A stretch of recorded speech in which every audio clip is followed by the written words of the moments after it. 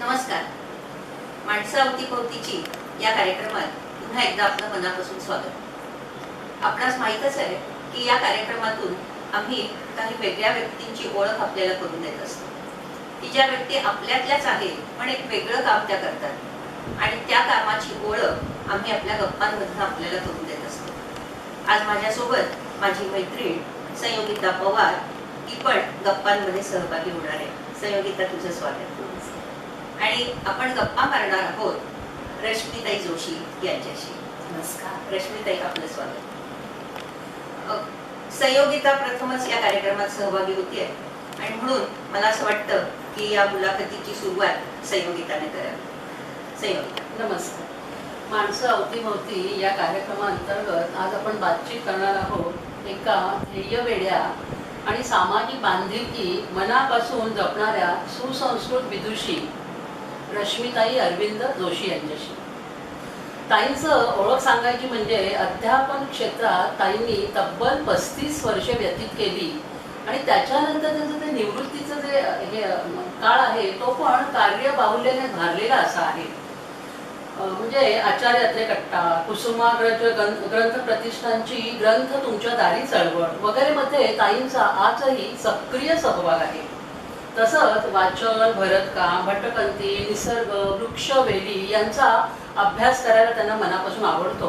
ते त्यांचे विरंगुळ्याचे आवडीचे असे विषय आहेत. तसंच वृक्ष पंचांग, डोळ्याचं अंतरंग, आधाररेखा ही त्यांनी लिहिलेली पुस्तकं आज प्रकाशित झालेली आहेत.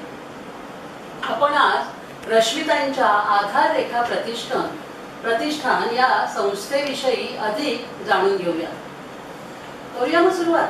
आज मजा येणार आहे एकदम. रश्मीताईंसारखं सुसंस्कृत व्यक्तिमत्व आणि अनेक कार्यबाहुल्यांमध्ये त्या व्यस्त असताना सुद्धा त्यांनी आपल्यासाठी वेळ दिला. तर मला असं वाटतं की सुरुवात करूया आपण गप्पांची. तर ताई, मी तुम्हाला असं विचारते की कर्करुग्णांसाठी एखादी संस्था स्थापन करावी असं तुम्हाला का वाटतं? म्हणजे याच क्षेत्रात काम करावं असं कधी, केव्हा आणि का वाटतं? खरं तर असं काही म्हणजे मनात नव्हतं की कर्करुग्णांसाठी संस्था स्थापन करावी. जेव्हा काही सामाजिक कार्य करायचं किंवा दुसरं म्हणजे आपलं सांसारिक जबाबदाऱ्या आटोपल्यानंतर जे आपण थोडंफार समाजात काही काम करतो त्यात मी विविध प्रकारचं काम करत होते. जसं जिज्ञासा ट्रस्टमध्ये काम करत होते, वामनराव रक्तपेढीत जात होते.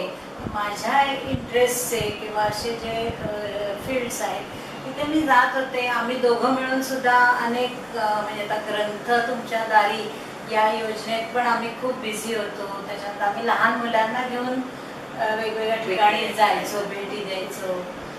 ही जे ग्रंथपेटी आहे तशा ग्रंथपेट्या तयार करून आम्ही वृद्धाश्रमात दिल्या होत्या. म्हणजे असं वेगवेगळं काम चालू होतं.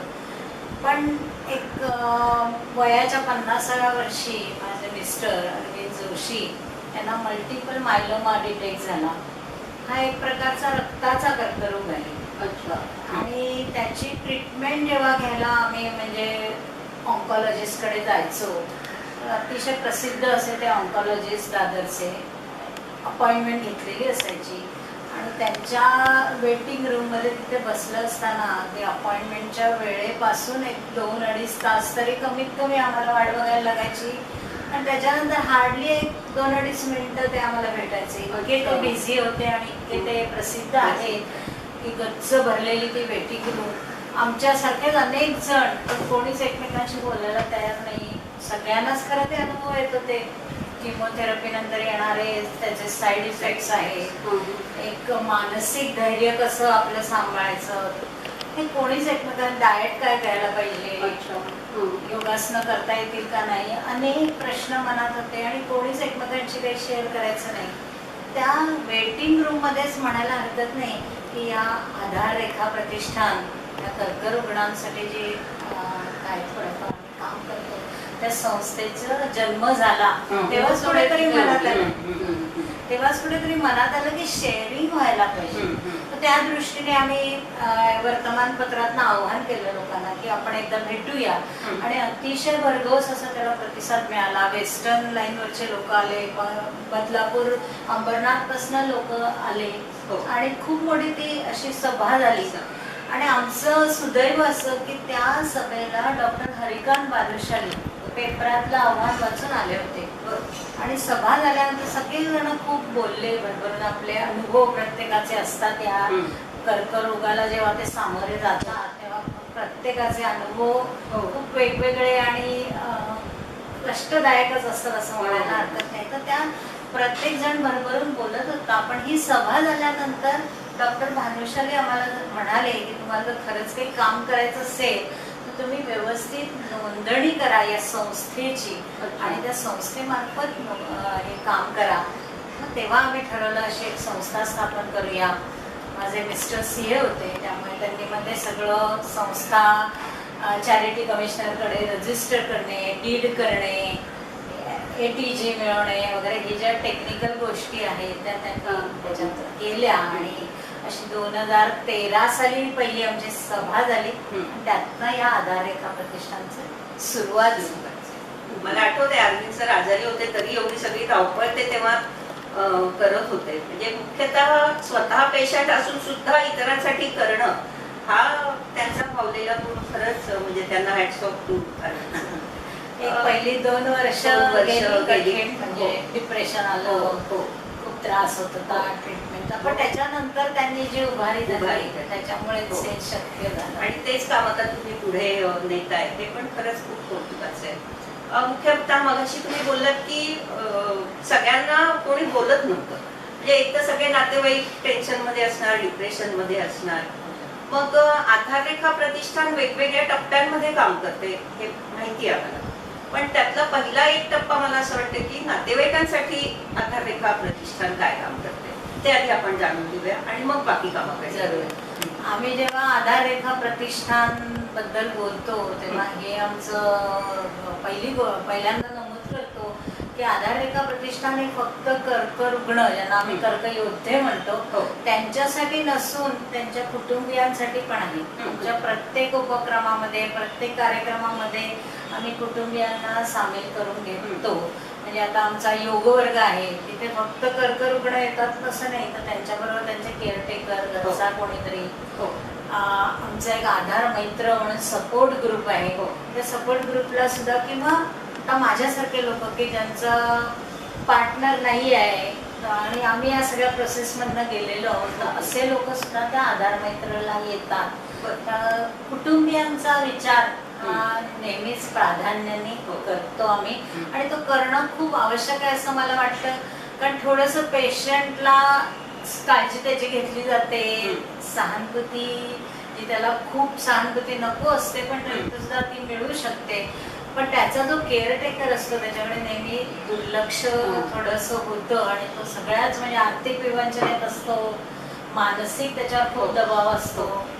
आणि त्यामुळे आधार रेखा प्रतिष्ठान आणि कुटुंबियांना नेहमीच सामावून घेते प्रत्येक कामात.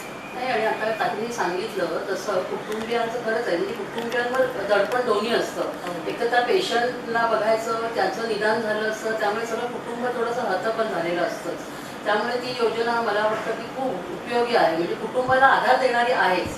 पण आता त्याच्याबरोबर मला असं वाटतं की कॅन्सर म्हटलं की पेशंटचं असं मनोबल खच्चीकरणच होतं. म्हणजे थोडंसं किती आपण नाही म्हटलं ना तरी एक बॅक ऑफ माइंड असं एक दडपण येतं. हे कॅन्सर कसला असेल, मी त्यातून बाहेर येईन की नाही वगैरे, पैसे किती लागतील, पॉलिसी असते नसते, असे खूप सारे गुंतागुंतीचे प्रश्न पेशंटच्या मनात सुद्धा असतात. आणि मग त्यांचं मनोवृत्ती अशा वेळेला म्हणजे चित्तवृत्ती स्थिर राहावी किंवा आनंदी राहावी याच्यासाठी आधार प्रतिष्ठानकडे काही योजना आहेत का? हो नक्कीच. आत्ताच मी उल्लेख केला तसा आधार मैत्र या नावाने आम्ही एक सपोर्ट ग्रुप चालवतो. दर आठवड्याला आम्ही भेटतो.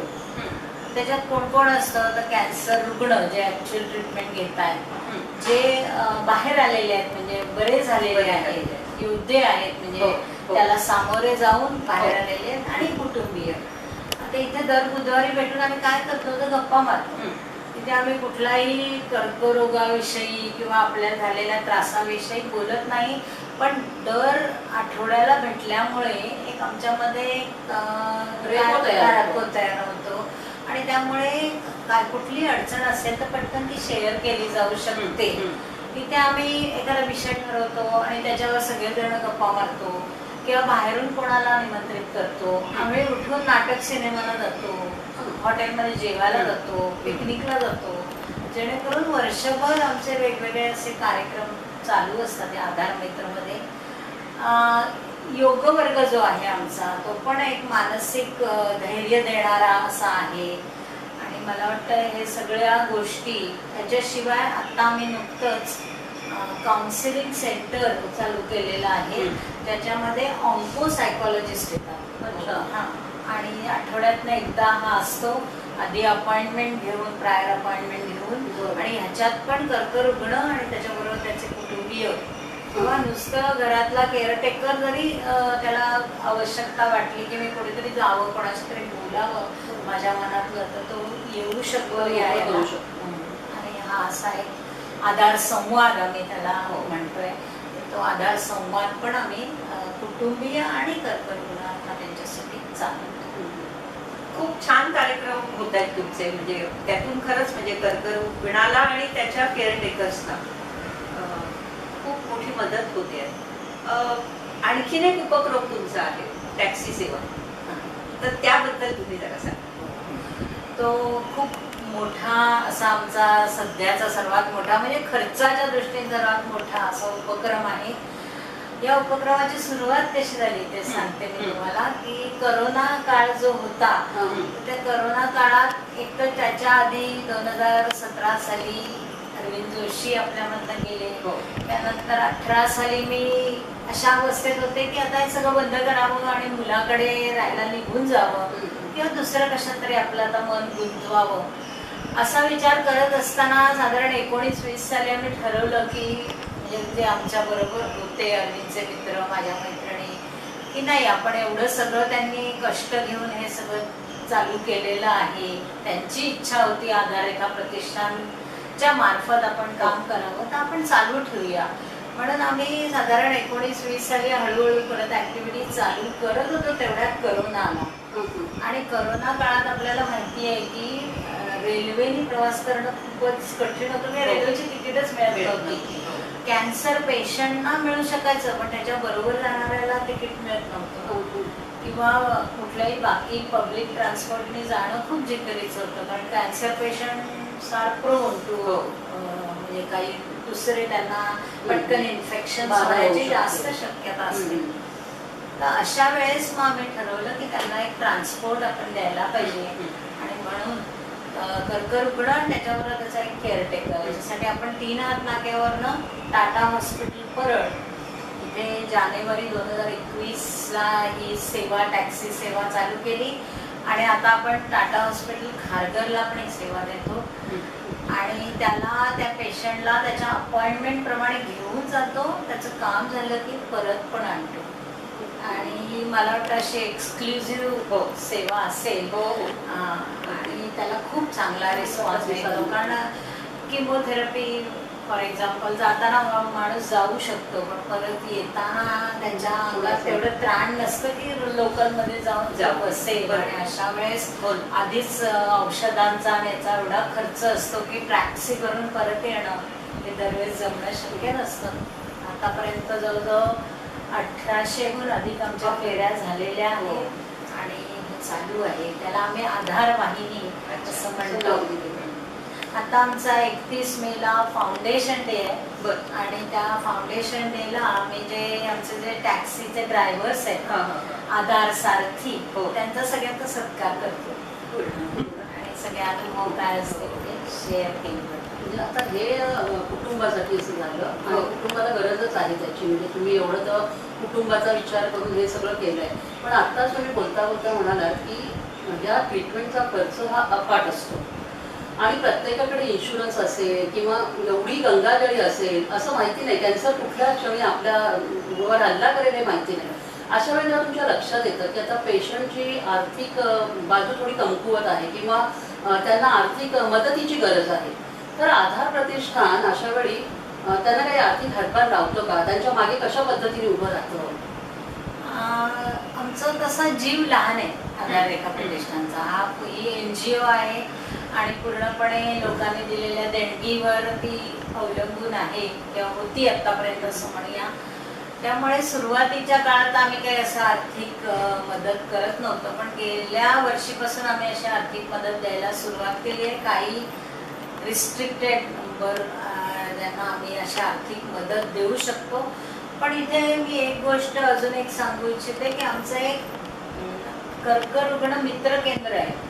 तर तिथे आम्ही सगळ्या प्रकारची इन्फॉर्मेशन देतो लोकांना. म्हणजे तुम्हाला सेकंड ओपिनियन घेऊ का, कुठे घेऊ, मला औषधं कुठे मिळतील, मी रेडिएशनसाठी कुठे जाऊ, मला डायटिशियन मिळेल का, मला घरी नर्स ठेवायची आहे तर ह्या सगळ्याची आम्ही नुसती माहिती देतो. आमची कुठली एजन्सी नाही, पण एक वेगवेगळे पत्ते म्हणा, फोन नंबर तिथे स्वतः घरी सगळ्या प्रकारची माहिती तुम्हाला मिळू शकते.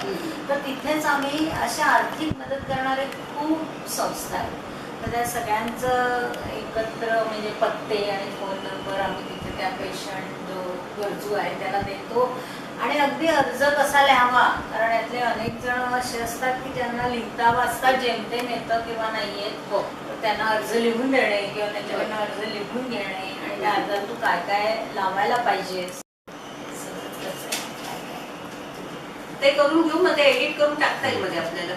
बरं, ते तुमच्या वतीने प्रेक्षकांना मी आवाहन करते की जर ज्यांना शक्य आहे त्यांनी आधार रेखा प्रतिष्ठानला ह्या स्वरूपात, आर्थिक स्वरूपात किंवा आणखी वेगळ्या स्वरूपात मदत केली तरी मला असं वाटते नक्की म्हणजे प्रतिष्ठानला खूप मोठा फायदा होईल. आणि आपल्याला एटीजी पण आहे मिळालेलं, एटीजी पण मिळालेला. तेव्हा प्रेक्षकांना मी आवाहन करते की ज्यांना शक्य असेल त्यांनी आधार रेखा प्रतिष्ठानला अवश्य मदत करा. रश्मिताईंचा फोन नंबर आपण मुलाखती दरम्यान देतोच आहोत. तर आणखीन कुणाला काही विचारायचं असेल तर त्या फोन नंबरवरती रश्मिताईंना अवश्य आपण विचारू शकता. हे खूप छान काम चाललंय रश्मिताई तुमचं. आणखीन एक वेगळं काम मला असं वाटतं की तुम्ही HPV व्हॅक्सिनेशन म्हणजे ते नेमकं काय आहे ते जर सांगितलं तर. सांगते ना. ते HPV व्हॅक्सिनेशन हे सर्व्हायकल कॅन्सर होऊ नये याच्यासाठी द्यायचं व्हॅक्सिन आहे. जे ॲट प्युबर्टी म्हणजे जे अजून सेक्शुअली ऍक्टिव्ह झालेले नाहीत, 9 वर्षापासून 14 वर्षापर्यंत ज्या मुली आहेत त्यांना भारतामध्ये द्यायचं. आता केंद्र सरकारने पण या योजनेला खूप म्हणजे सपोर्ट केलेला आहे. यावर्षीच्या आर्थिक बजेटमध्ये खास त्याच्यासाठी सोय केलेली आहे. आणि आपल्या इथे इंडियामध्ये आता ते व्हॅक्सिन बनायला लागले. ते कंपॅरेटिव्हली स्वस्त, म्हणजे दोनदा ते द्यायला लागतं. आज दिलं तर 6 महिन्यांनी दुसरा डोस द्यायला लागतो. आणि 9 ते 14 या वर्षातल्या वयातल्या मुलींना ते दिलं जातं. ते आपल्या भारतातच बनतं. 26 वर्षापर्यंतच्या बायकांवर त्याची टेस्ट पूर्ण झालेली आहे, त्यामुळे त्याचे कुठलेही साईड इफेक्ट्स नाही. आणि सर्व्हायकल कॅन्सर सारखा जो कॅन्सर आहे त्याच्यापासून आपल्याला पूर्णपणे प्रोटेक्शन मिळू शकतं.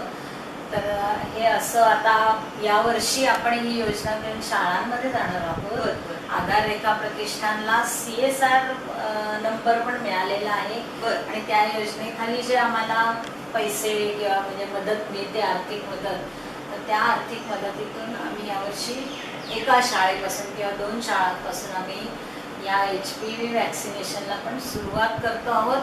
अजून थोडीशी त्याच्यासाठी जनजागृती होणं आवश्यक आहे. त्यामुळे सुरुवातीला पालकांचा बरोबर एखादं संवाद, त्यांचं संमतीपत्र आणि त्याच्यानंतर हे व्हॅक्सिनेशन असं त्या प्रोग्रामचं पूर्ण हे असेल. आणि याच्यापासून निदान एका प्रकारच्या कॅन्सर, असे 200 वेगवेगळ्या प्रकारचे कॅन्सर आहेत जे माहिती आहेत आपल्याला, पण निदान एका याच्यापासून तरी नक्की प्रोटेक्शन मिळू शकेल असं ते व्हॅक्सिन आहे. कारण हा व्हायरस पासून होणारं कॅन्सर, त्यामुळे त्याच्यावर व्हॅक्सिन अवेलेबल असू शकते. ही एक नवीन माहिती मिळाली, म्हणजे प्रेक्षकांना पण ही माहिती नवीन असेल. आणि जेव्हा केव्हा हे कार्यक्रम म्हणजे व्हॅक्सिनेशन सुरू होईल तेव्हा 9 ते 14 वयोगटातल्या मुलींच्या पालकांनी विशेषतः याचा निश्चितपणे वापर करावा, फायदा घ्यावा असं मी आपल्या मुलाखतीच्या दरम्यान आवाहन करतो. यावर्षी जूनमध्येच आपण सुरू करतो. आणि मला असं सांगायचं आहे की आधार रेखा प्रतिष्ठाने आधार नावाप्रमाणे आधार देते. म्हणजे आजकाल वेगवेगळी संकट असतात. आता ताईशी बोलल्यावर आपल्या लक्षात आलं की सगळे म्हणजे एकाच कॅन्सर हा एकच जरी विषय घेतला तरी त्याला बरीच अशी अंग आहेत की ज्याची तुम्ही काळजी घेता. हो. म्हणजे आता तुम्ही सांगितलं की कुटुंबाला टॅक्सी करून देणं किंवा त्यांचं मनोधैर्य उंचावण्यासाठी काही योग वर्ग घेणं किंवा आता HPV साठी वॅक्सिनेशन असणं, अशा बऱ्याच आघाड्यांवर तुमची कामं सुरू आहेत. पण आता ह्याच्या व्यतिरिक्त असून तुम्हाला भविष्यात काही नवीन करायचं आहे किंवा काही ॲडिशनल करायचं आहे, तर अशा काही नवीन योजना आहेत का तुमच्या मनामध्ये? हो, नक्कीच खूप काही आहे मनामध्ये. सर्वात पहिलं म्हणजे आम्हाला आमची जागा नाहीये. एका रूफ आता आम्ही एक कार्यक्रम एका ठिकाणी घंटाळी मित्रमंडळाबरोबर योग वर्ग, इथं वर्धिनीमध्ये आधार मित्र, असं वेगवेगळ्या ठिकाणी जिज्ञासा ट्रस्टची जे ऑफिस दिलंय तिथे आमचं कार्यालय चालतं. असं वेगवेगळ्या ठिकाणी आमच्या वेगवेगळ्या ऍक्टिव्हिटीज चालू आहेत. तर ते सगळं एकत्र जर झालं तर आमचं पण म्हणजे जास्त त्याच्यात एफर्ट्स जे आम्ही लावतोय त्याचा जास्त उपयोग होऊ शकेल. एक जागा आम्हाला म्हणजे एका छताखाली या सगळ्या ऍक्टिव्हिटीज आहेत. हे आमचं पहिलं एक हे आहे. त्याच्यानंतर आता ज्या वॅक्सिनचा उल्लेख झाला तर असं अजून एक वॅक्सिन आहे सिंजल्स, म्हणजे नागिन जो हे असतो. कॅन्सर पेशंटची कशी इम्युनिटी कमी झालेली असते, त्यामुळे त्यांना पटकन हा नागिणीचा म्हणजे तो पण एक व्हायरलच डिसीज आणि त्याच्यात खूप वेदना असतात, तर तो पटकन होऊ शकतो. तर त्याचं वॅक्सिन आपण देऊ शकू का? म्हणजे खूप महाग आहे अजून तरी भारतामध्ये, पण ते देऊ शकू का? नंतर थॅलेसेमिया ह्या रोगाबद्दल जर तुम्ही ऐकलं असेल की हा पूर्णपणे जेनेटिक रोग आहे आणि त्याच्यासाठी लग्न व्हायच्या आधी जर तुम्ही टेस्ट केलं आणि तुम्ही थॅलेसेमिया मायनर नाहीत किंवा 2 मायनरनी जर लग्न केलं तर त्यांच्या मुलांना तो मेजर होण्याची शक्यता असते आणि तो रोग होण्याची शक्यता असते. त्यामुळे त्याच्या लग्नाच्या आधी त्याने टेस्टिंग करावं, याच्यासाठी जागृती मुलांमध्ये करणं, महाविद्यालयीन मुलांमध्ये, आणि त्या टेस्ट करून घेणं. ती एक साधी ब्लड टेस्ट आहे. आता काही कर्करोग असे आहेत की ओव्हॅरियन कॅन्सर फॉर एक्झाम्पल, की तो लक्षातच येत नाही. म्हणजे ब्रेस्ट कॅन्सर निदान तुम्ही सेल्फ एक्झामिनेशननी किंवा मॅमोग्राफीनी तुमच्या लक्षात तरी येऊ शकतो, पण ओव्हॅरियन कॅन्सर साधारण मेनोपॉज आल्यानंतर बायकांना जास्त होतो आणि त्यानंतर लक्षात येत नाही तो, कारण पिरियड्स थांबलेले असतात आणि पोटामध्ये, बाईच्या पोटामध्ये ॲब्डॉमिनल कॅव्हिटीमध्ये खूप जागा असते त्याला वाढायला, त्यामुळे तो खूप त्याची वाढ झाल्यानंतर लक्षात येतं. तर असं होऊ नये म्हणून त्याच्यासाठी एक साधी ब्लड टेस्ट आहे, ती आपण देऊ शकू का? किंवा पुरुषांच्या बाबतीत प्रोस्टेट कॅन्सर आहे, त्याच्यासाठी पण साधी एक ब्लड टेस्ट आहे. तर अशा ब्लड टेस्ट आपण आधार एका प्रतिष्ठानतर्फे अवेअरनेस वाढवून फ्रीमध्ये लोकांना उपलब्ध करून देऊ शकू का? कारण आमचं कॅन्सर डिटेक्शन कॅम्प्स आम्ही घेतो, तर ते विशिष्ट लोकांसाठी आम्ही आयोजित करतो. म्हणजे आता यावर्षी आम्ही रिक्षावाल्यांसाठी एक कॅम्प घेतला, एकदा हाऊसमेट्स असतात त्यांच्यासाठी घेतला होता. यावर्षी आमच्या जवळजवळ 4 वेगवेगळे कॅम्प झाले. म्हणजे कचरा वेचणाऱ्या महिला ज्या आहेत त्यांच्यासाठी आम्ही एक कॅम्प घेतला. तर असे पण कॅम्प्स घेत असतो की ज्याच्यामध्ये अर्ली डिटेक्शन, कारण कॅन्सरचं कसं आहे की तो डिटेक्ट होणं लवकर, कारण तो कोणाला होईल, कधी होईल, कसा होईल काही सांगता येत नाही. त्यामुळे त्याची लक्षणं माहीत असणं आणि तो पटकन डिटेक्ट, कारण जितक्या लवकर डिटेक्ट होईल तेवढा त्याच्यावर उपचार होऊ शकतात आणि तुमचं लाईफ तेवढं वाढू शकतं किंवा चांगलं राहू शकतं. त्यामुळे अर्ली डिटेक्शनसाठी कॅन्सर डिटेक्शन कॅम्प्स आम्ही घेतो. हे सगळं म्हणजे जागा तुम्हाला एक मिळाली की तुम्हाला अंडर वन रूफ हे सगळं जास्त ऑर्गनाइज म्हणजे इथले सगळे बाकीचे श्रम वाचून तुम्हाला एका जागी अनेक उपक्रम अजून करता येतात. आणि तुमच्या आता बोलण्यातून मला असं जाणवलं की हे जे सगळे उपक्रम तुमचे चालतात हे समाजातल्या वंचित घटकांपर्यंत पोहोचताय. कारण एक साधारणपणे वरचा वर्ग जो आहे तो काय म्हणू आपण, पैसे टाकून त्याला अवेअरनेस त्याच्यामध्ये आहे, पण ह्या लोकांमध्ये जो अवेअरनेसची गरज आहे ते काम मोठं मला वाटतं आधार रेखा प्रतिष्ठान. आणि ह्या सगळ्या कामामध्ये तुम्हाला स्वयंसेवकांची तुमची एक टीम छान काम करते. तुम्हाला आणखीन म्हणजे आमच्यासारख्या व्यक्तींकडून किंवा समाजाकडून किंवा स्वयंसेवकांकडून काही जर मदत हवी असेल तर आपण आव्हान मला असं वाटतं प्रेक्षकांना करावं. नक्कीच, कारण किती मोठी व्हॉलेंटियर्सची टीम आमची जवळजवळ 24-25 जणांची अशी पक्की टीम आहे. पण आता एखादा म्हणजे आम्ही वेगवेगळे कार्यक्रम करत असतो वर्षभर. जसा मे महिन्यात फाउंडेशन डे असतो, सप्टेंबर महिन्यात रोज डे असतो म्हणजे मनोबल वाढवण्यासाठी कॅन्सर सर्वायव्हर्सचं.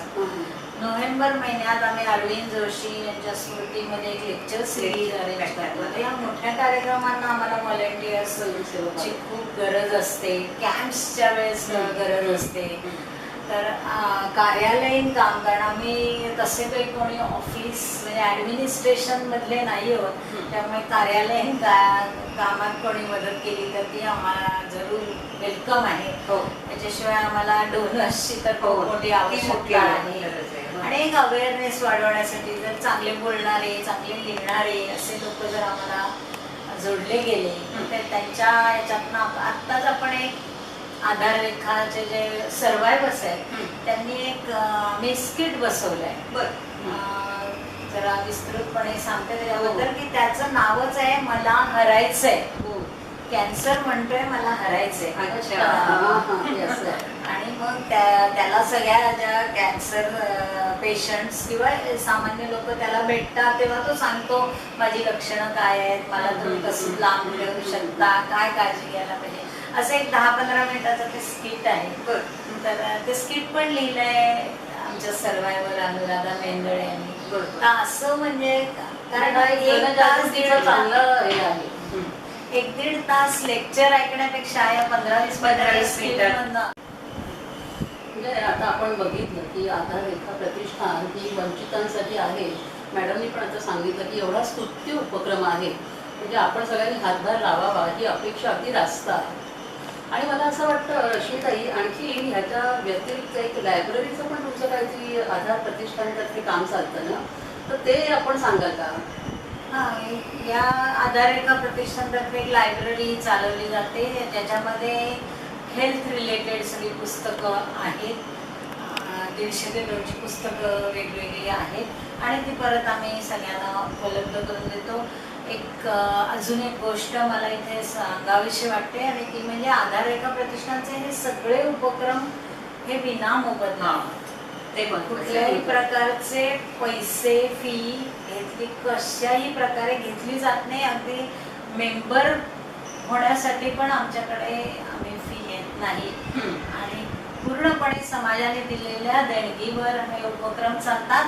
आणि आता काही कंपन्या पुढे आल्या आहेत ज्या आम्हाला CSR देतात आणि या सगळ्यातनं आमचं हे वेगवेगळे प्रकारचे उपक्रम चालू असतात.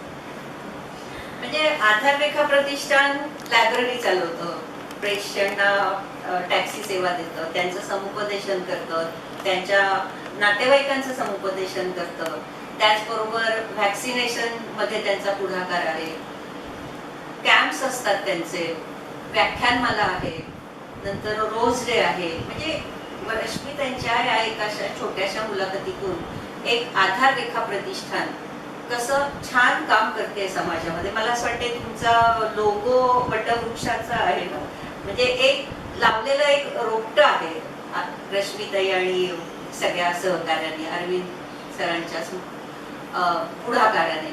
तर त्याचा वटवृक्ष व्हायला फार वेळ लागणार नाही मला असं वाटतं. आणि असं काम तुमचं खरंच वटवृक्षाप्रमाणे पसरावं. आता सध्या आपण ठाण्यामध्ये सीमित आहोत, आणखीन वेगवेगळ्या ठिकाणी अशासारखं काम व्हावं अशी एक अपेक्षा आपण या मुलाखतीतून व्यक्त करूया. म्हणजे आणि त्यांना आधार रेखा प्रतिष्ठान निश्चितपणे मार्गदर्शन करेल. म्हणजे कुणीही, म्हणजे आता ही मुलाखत पाहणारे कुणीही त्यांना त्यांच्या एरियामध्ये जर काही काम करायचं असेल कॅन्सर रुग्णांसाठी, तर मला असं वाटतं की आधार रेखा प्रतिष्ठान त्यांच्यामध्ये खंबीरपणे उभी राहील. आणि कॅन्सर सारख्या एका जटिल गंभीर विषयांवरती आज रश्मीताईंशी आपण गप्पा मारताना एक छोटीशी संस्था की जी वटवृक्षाप्रमाणे वाढणार आहे ती वेगवेगळ्या प्रकारे कसं काम करू शकते ही माहिती मला असं वाटतं प्रेक्षकांना समजली असेल. रश्मीताई, आपण इथे आलात, आमच्याशी छान गप्पा मारल्या, आपल्या मनापासून धन्यवाद. मी पण आपले आभारी आहे की तुम्ही मला बोलवलं आणि एवढं छान आपल्या सहज गप्पा शकल्या. कारण हे सगळं समाजापर्यंत पोहोचलं पोहोचणं पाहिजे, महत्त्वाचं तेव्हाच आहे. त्यातनं ते वाढत जाईल. त्याच्याबद्दल धन्यवाद. आणि आजच्या गप्पांमध्ये माझी मैत्रीण संयोगिता पण सहभागी झालेली आहे. तर संयोगिता, तुझंही अभिनंदन आणि आभार की पहिलीच मुलाखत तू घेतेस, पण सराईत मुलाखतीसारखी तू मुलाखत घेतलेली आहेस. तर प्रेक्षकांना मला पुन्हा आवाहन करायचे की आपल्या एरियामध्ये जर असे कोणी वेगळं काम करणाऱ्या व्यक्ती असतील तर आम्हाला अवश्य कळवा. आपण त्यांच्यासोबत पण अशाच गप्पामध्ये आमच्या चॅनलला लाईक करा, सबस्क्राईब करा आणि जास्तीत जास्त लोकांपर्यंत ही माहिती पोहोचवा. धन्यवाद. धन्यवाद.